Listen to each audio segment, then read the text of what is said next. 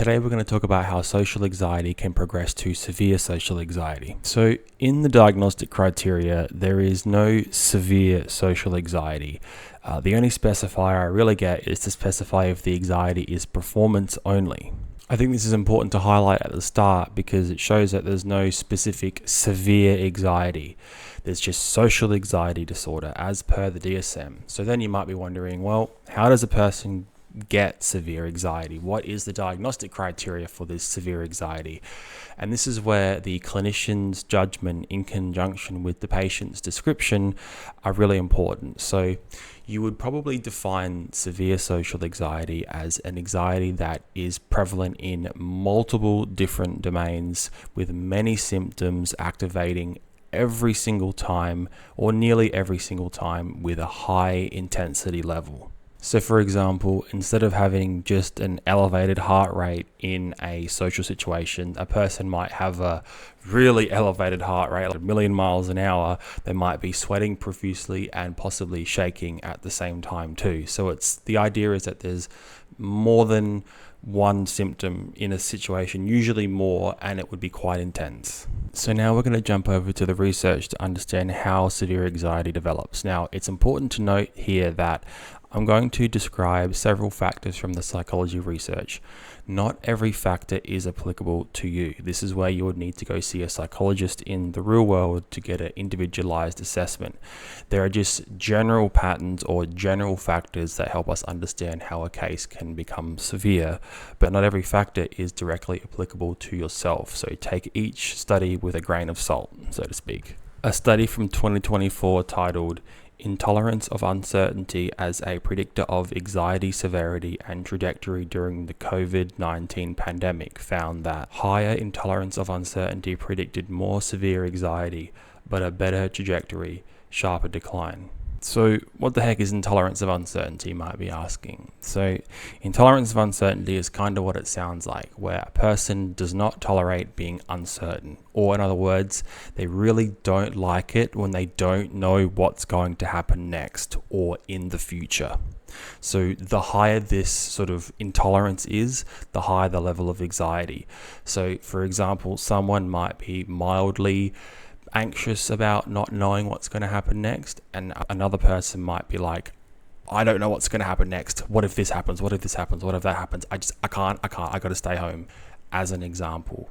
Okay, next paper, Fear and Safety Learning in Anxiety Spectrum Disorders, an updated meta-analysis finds. This paper actually provides a really technical definition of it. So I'm actually not going to share any screenshots, and I'm just going to very much simplify the research. Yeah, this paper reminds me of first year psychology, good old Pavlovian conditioning. So I'm just going to simplify this paper for you.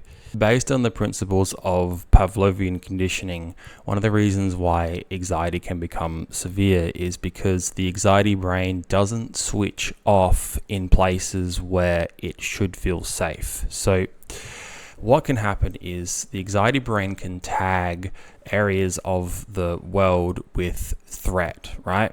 It might tag the school as threat. It might tag the car ride as threat. It might tag, a house as threat. It shouldn't tag your bedroom or your safe place as threat. But because the anxiety brain sometimes can be switched on quite a lot, what can happen is it can mistag areas that are supposed to be regarded as safe. Now, obviously, every area in life is generally regarded as safe, but in the anxiety brain, sometimes it's tricky to differentiate between what's actually safe and what's actually not safe. So, for example, a person with anxiety might be in their bedroom. It's supposed to be a safe place, but their anxiety might be sort of cycling or ruminating in their mind, and that can sort of create a perpetual cycle of worry and rumination when the bedroom is supposed to be the location that's tagged as safe, and therefore the anxiety should reduce. Hopefully that kind of makes sense. Next up, a paper from 2023 titled Prospective Longitudinal Associations Between Adverse Childhood Experiences and Adult Mental Health Outcomes, a protocol for a systematic review and meta-analysis found that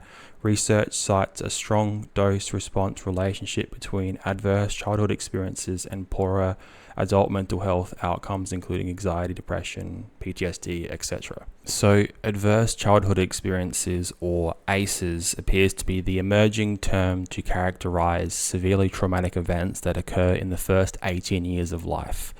So, severe anxiety is then linked to childhood trauma.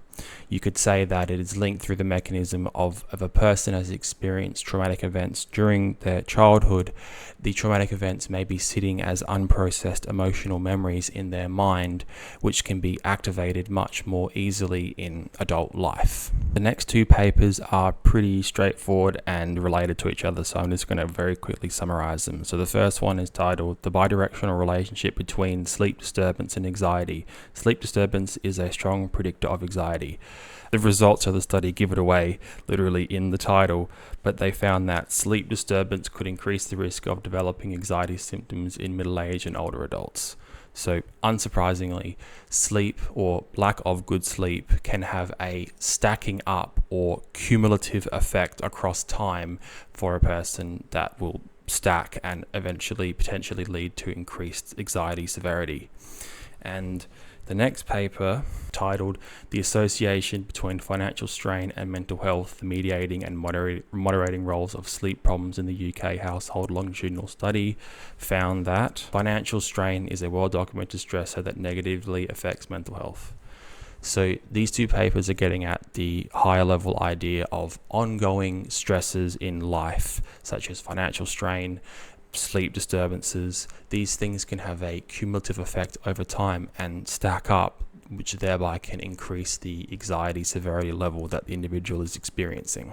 The next paper is titled "Loneliness as an Active Ingredient in Preventing or Alleviating Youth Anxiety and Depression, a Critical Interpretive Synthesis Incorporating Principles from Rapid Realist Reviews Study." That was a mouthful. Found that loneliness is a relatively common problem in young adults 14 to 24 and predicts the onset of depression and anxiety. So once again, the results are quite straightforward. The subjective feeling of loneliness can have a cumulative effect over time for a person that can build up into the symptoms of severe anxiety and, by extension, depression. Next up, this paper with a pretty long title found that many studies support the transdiagnostic role of experiential avoidance across anxiety and depressive disorders. So experiential avoidance is when a person tries to control, change, or avoid altogether unpleasant internal experiences like thoughts or memories or feelings or physical sensations. Now, the problem with why this is a dilemma in the long run for anxiety is because it means that the person doesn't update their learning about themselves. They don't update their self-perception in the sense of the ability to cope with these undesirable internal sensations. So it's basically the more that you avoid the feared thing, the less that you learn that you can cope with the feared thing. And that leads me into my next paper, which is titled "Treatment Rates and Delays for Mental Health and Substance Use Disorders, Results from the Australian National Survey of Mental Health and Wellbeing," found that for those with an anxiety disorder AD, the median treatment delay ranges from 3 to 30 years. I think this is a really important factor that is not really discussed in much of the YouTube videos on this subject matter, that it is the literal delay in treatment that's probably the biggest factor that predicts the onset and, well, the maintenance really of severe anxiety. So up to 30 years. Now, this is for a multitude of different reasons. I think one of the main reasons is the person not being aware of the treatment options available to them, and they just sort of enduring the severe anxiety as if it's a part of the day-to-day routine. So let me quickly brief you on the two main approaches to treating severe anxiety, which is medication from a psychiatrist or cognitive behavioral therapy from a psychologist. So these sort of your two principal approaches.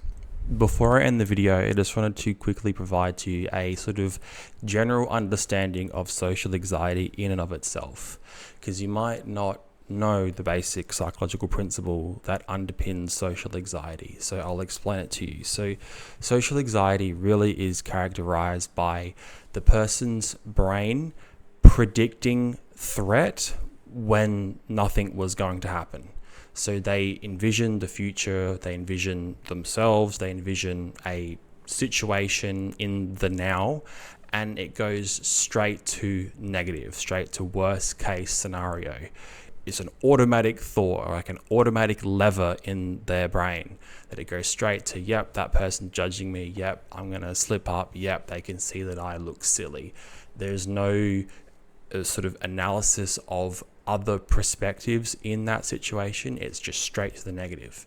So that's really one of the core features of anxiety. So you can imagine then that if a person has not had treatment for between 3 to 30 years, then if their mind is continuously coming up with these negative future outcomes with no resolution, then you can really imagine how it can stack on top of each other across a long time. Then you compound that with other factors like stress, financial uncertainty, sleep, loneliness, and the cumulative effects that bring about the severe anxiety condition are quite easy to map out, at least on paper. So as I said before, treatment is available and there is help available. The two principal practitioners you would see are either a psychiatrist or a psychologist. So I hope you learned something in this video. Thank you for watching, and subscribe for more.